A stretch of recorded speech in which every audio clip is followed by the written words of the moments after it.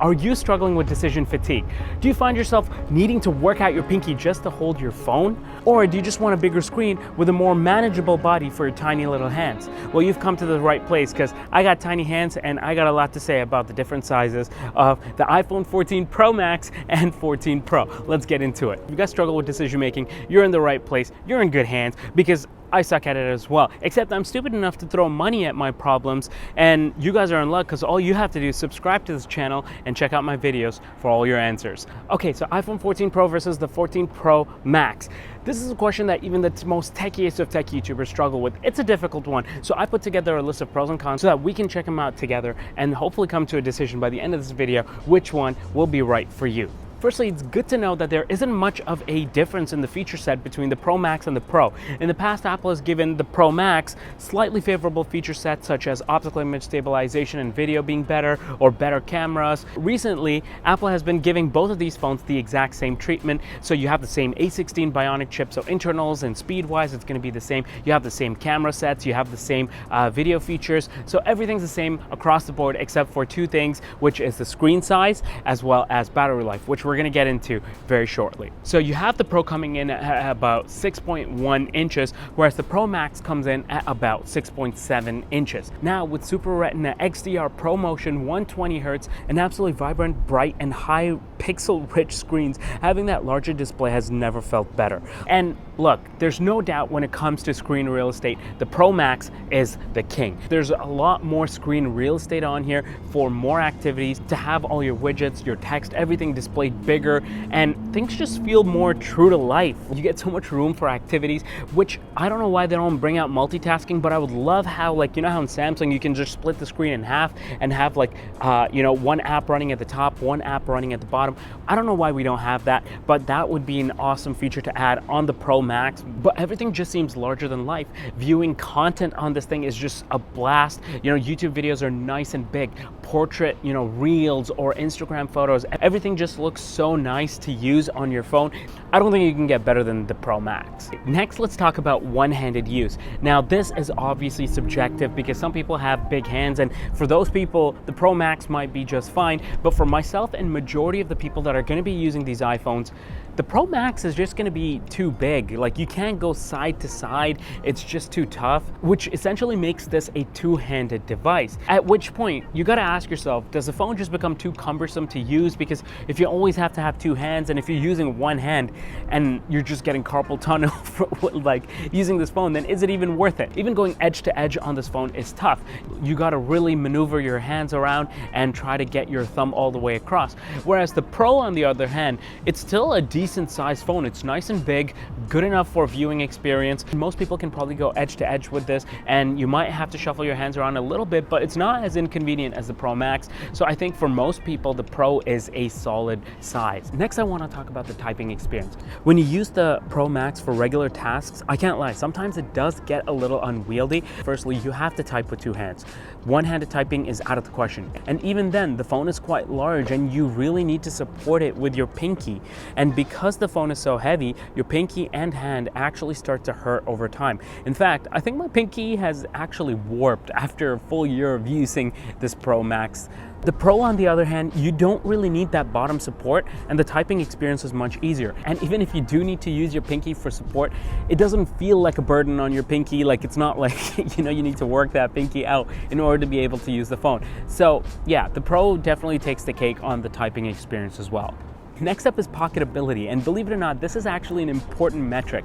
Different clothing and different styles that people rock have different kind of pockets. Some are deep, some are shallow, some are tight, some are loose. So depending on what you traditionally wear quite a bit, this might be an important metric. If you are a back pocketer, then both phones are going to protrude a little bit outside of your back pocket. If you are somebody who has tight pockets, then you can see that the Pro Max might even restrict your movement sometimes. So overall pocketability, I'm gonna give the slight edge again to the Pro because it's just smaller, it's just cleaner to hold in your pocket, it's lighter so it doesn't feel as heavy. Next up is battery life. Now this is honestly one of the biggest reasons why a lot of people gravitate towards the Pro Max, because the iPhone naturally being bigger than the Pro, Apple's able to squeeze in a bigger battery in this, which is gonna give you about 3 to 4, maybe 5 5 hours more battery life than the Pro. Now, that is very enticing for somebody who might be, constantly on the go, or somebody who travels a lot, or somebody who just appreciates not having to charge their phone near the end of the day just to squeeze out a couple more hours.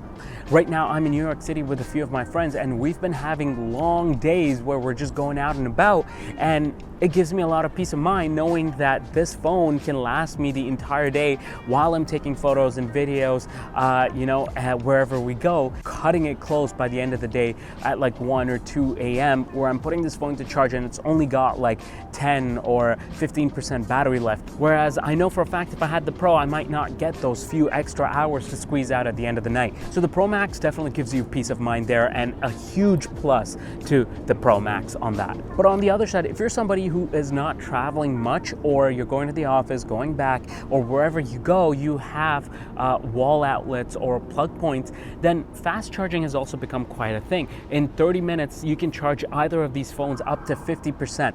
That's something else to consider. So your proximity to, charging outlets wherever you're going, maybe you carry like a portable battery bank. So these are all questions that you got to ask yourself. Is it worth it? Do you need that extra battery? Do you want to be able to just use that phone without having to carry your plug-in and all of that good stuff? So yeah. Okay, next up is the dynamic island, and this is a meme to hell feature of the iPhone Pro and Pro Max. Those are the only two phones that have it this year. And here's the thing, looking at both of these phones, the dynamic island does seem a little bit bigger on the iPhone Pro compared to the Pro Max. And that's primarily because the size of the pill-shaped cutout there does not change in size based on the size of the phones. And because the phone is just larger here and smaller here, the pill to size of the phone ratio is just, it's just better on the Pro Max, and it just looks bigger on the Pro. Last but not least, I want to quickly mention price here. Now, the iPhone Pro Max is just about $100 more than the Pro. Now, all things considered, it's not really that big of a jump from the Pro to the Pro Max. $100, you're already paying 10x that for the phone in the first place. So paying, 10% of that, $100 more for something where you're getting actually more screen real estate. There's more metal, more materials that are put into this phone compared to this, the larger screen size, better battery life, and all of that stuff. So just paying $100 more to get all of that seems pretty fair. So let's conclude this. Which phone is actually for you? Look, at the end of the day, you can at least rest assured knowing that you have the best of the best iPhones out there, right? There's not much feature differences between the two. Like in the past, it would kind of hurt sometimes, even if I wanted the smaller size, knowing that the bigger size had a better camera or better video system in it. So at least you know that you're getting the same phone either way. So at the end of the day, it comes down to what you prioritize. So if you want the best battery life out there in a phone that gives you peace of mind, you want a bigger screen to help you film content with, to consume content on, for productivity usages, and looking at your calendar that's much bigger, and going through your notes and stuff like that, and having more of it displayed on your screen at a certain time, then the Pro Max is your best bet. But if the extra weight and the size of this phone is going to annoy you, both inside your pocket while you're carrying it around, or even while using it and you're getting like wrist pains and finger pains, then going with a more manageable and compact iPhone Pro would be the smarter decision and would be the better bet. Not to mention, you save another $100 on this phone, which you can then throw towards a case or something like that, or some accessories for your iPhone, or just throw it in the bank because we're heading into a recession and we don't know what's going to happen.